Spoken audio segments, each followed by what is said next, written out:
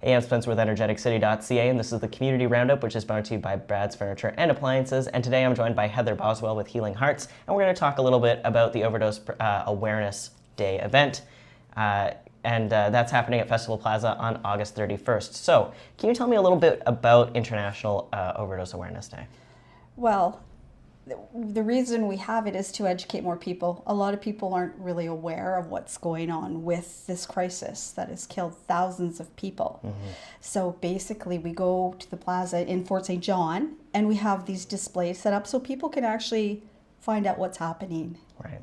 So it's very big all across BC and Canada.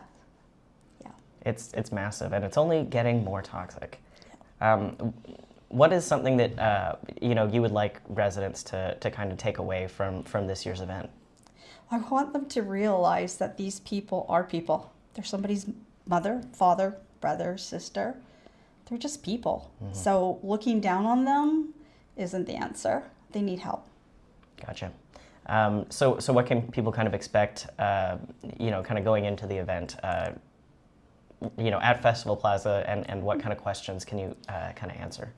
Basically, a lot of people don't know. So they come in and they start asking questions and then they find answers. They can ask any question they want because people are curious, but they don't know who to talk to. Mm-hmm. So they're going to find a lot of information there because there's so many different groups that represent different parts of this crisis. Right.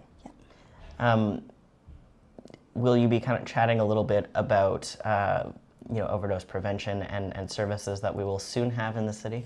Of course I will. Yep. I mean, with Mom Stop the Harm, we're all fighting to get these services available for people. Mm-hmm. So let's talk a little bit about Mom Stop the Harm. What exactly is that organization, and what's the goal? It's a very large organization all across Canada, basically from people who have lost loved ones due to this overdose. They try and help change legislation, education, pushing politicians to come up with better solutions. It's a very large group, and it's a very supportive group. Absolutely. And what do you think needs to change in Northern BC before we can even start to address this crisis? Oh, boy. I know, tough question, sorry. The attitudes, let's get rid of the redneck and move on, because people aren't looking at the whole picture. They're looking at this with tunnel vision. And so they don't see what really is going on, and they just make assumptions.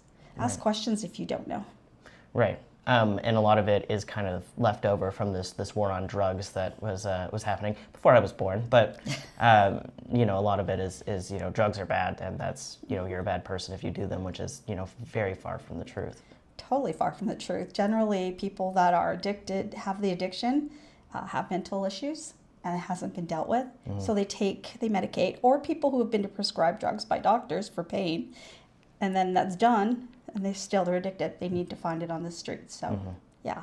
Yeah, and that's where the kind of issue, you run into that issue of the increasingly toxic drug supply that is permeating BC is, I think, kind of at the forefront. I may be wrong, but just because of the ports, that's we're getting a lot of it.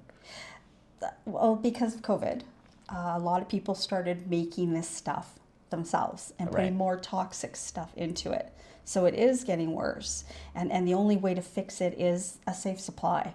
And I know people freak out and they start complaining about, the government giving drugs to people. But do you know the government pays for quit smoking, anything for that? Mm-hmm.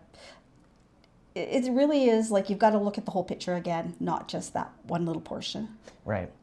And I know in Fort St. John there's been a lot of pushback against the OPS site, which is not going to supply safe supply. It is simply just to monitor people when they use substances, but also it allows for them to get their substances tested, so they'll know before they do it if it has fentanyl or anything else that's toxic that may harm them. Yes, the OPS is a lot more than that, though. There are medical, doctors for wound care. There is, if you want to get help getting off your addiction, there are counselors there for that. Mm-hmm. It's such a large, great thing they're charging or doing for the city. Not charging, they're doing it for the city. Yeah. And for the people. And the benefits of an OPS far outweigh not having one. Mm-hmm. And like Dawson Creek shows you already, they've closed down because they're narrow-minded council, mayor, or whatever. And so far they've had a couple deaths, overdose deaths now. Really, since they shut that down, Yeah. was it 2 weeks ago? Yeah. Wow. And we'll touch on Dawson Creek in a second here, but I have to wonder when it comes to the communication that we're getting about the OPS site or lack thereof. Let's be honest. Yeah. Do you think that maybe attitudes would be less so strong? I don't know what the word is. But I know exactly what you're saying. if maybe there'd be a little bit more understanding if there was more clear and transparent communication as opposed to simply it being Northern Health inviting certain groups in. Do you think that if it was just this open, transparent situation, we would see less of a pushback? But there is. You just have to ask. The reason that only a certain amount of groups were invited in is because if you invited everybody, a meeting would never happen. That's true. Everybody would just be fighting and complaining and nobody would listen. So yes, people need to definitely be informed. Mm-hmm. And let's touch on what happened in Dawson Creek, because I know that they did kind of, Snow House is no longer operating, and I think the Nowakin Center is no longer doing overdose supervision, I guess, if that's not the correct term at all. No, it's not, but that's okay. I tried. It's good. That is what they kind of are doing that. They are watching people, and if they're showing signs of an overdose, they'll fix it. But they're no longer operating their supervised consumption site. They're talking about doing a van like we have here. Okay. Yeah, that's what they've been talking about doing, and Snow hasn't quit yet. I still talk to Lyric, who is an amazing person, and definitely pushing for somewhere else. If people lose the attitude about not my neighborhood, where do you think these people are right now? What Northern Health did is they actually took a map of where it's the hot spots and where the most overdoses are, and it's that area. That's why they're putting it there. It's Northeast BC for sure. Yes. I'm curious as to how their, Northern Health and Dawson Creek is kind of getting around that, because I believe they were mandated by the province to have those services.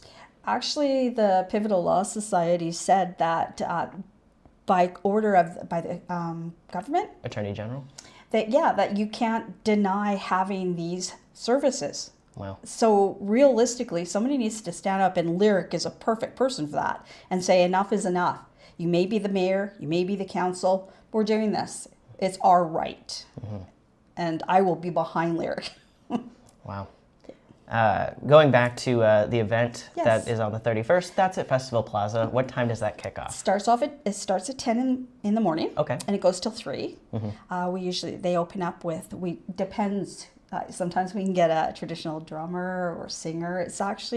It's a really healing thing. Okay. Like people get to talk, and we have like a big healing circle, and it's really good. That's awesome. And anyone's able to attend. Everybody can if you've lost somebody to overdose, maybe it's just a time for solidarity. Right, and that's what I found when I lost my son.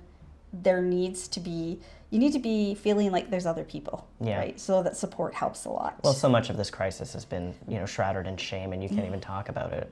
That was at least the findings of a BC legislative report, which our MLA sat on, and you can read more about it at energeticcity.ca. But it was really interesting because it was a cross government, so it was like they're BC United now, but BC United, NDP, all the other ones. So they all sat on one, and they kind of looked at it. There's been, I think it was a step in the right direction. I think it was a little bit too little too late, or that's how some people feel. I can't. No, I agree. I'm doing this. I think they need to definitely have more beds. People think, throw them in treatment. That's not the answer. A lot of people who get thrown in treatment that aren't ready for it usually get out of treatment, take the same amount of drugs they did before they went in, and die. They overdose, yeah. So they need to have definitely more beds. They need definitely more mental health. But people need to come down to the plaza on the 31st to be educated, to understand what this is. Yeah, absolutely. Well, it kicks off August 31st at Festival Plaza at 10 a.m. If you want to learn more about International Overdose Awareness Day, I'm sure the Moms Stop the Harm will have something. Yeah, Moms, I will be representing them, yes. Perfect. Well, you can look for the lady with the pastel hair. Hopefully it'll still be like that in a few weeks. But Heather is a great resource if you have any questions. Is there anything else you want to add before I let you go? I just want people to realize that this crisis doesn't seem to be going away. It seems to be getting worse. I believe that the governments do have a responsibility, including our city council and our mayor. You can all talk the talk, but you're not walking the walk. So something needs to be done. So let's try and help people. So it isn't your son or your daughter that passes because of this. Mm-hmm. Absolutely. Well, thank you so much for taking the time, Heather. Thank you. Thank you so much for watching. This has been the Community Roundup, which is sponsored by Brad's Furniture and Appliances. I'm Spencer, and we'll be back with another Community Roundup at some time this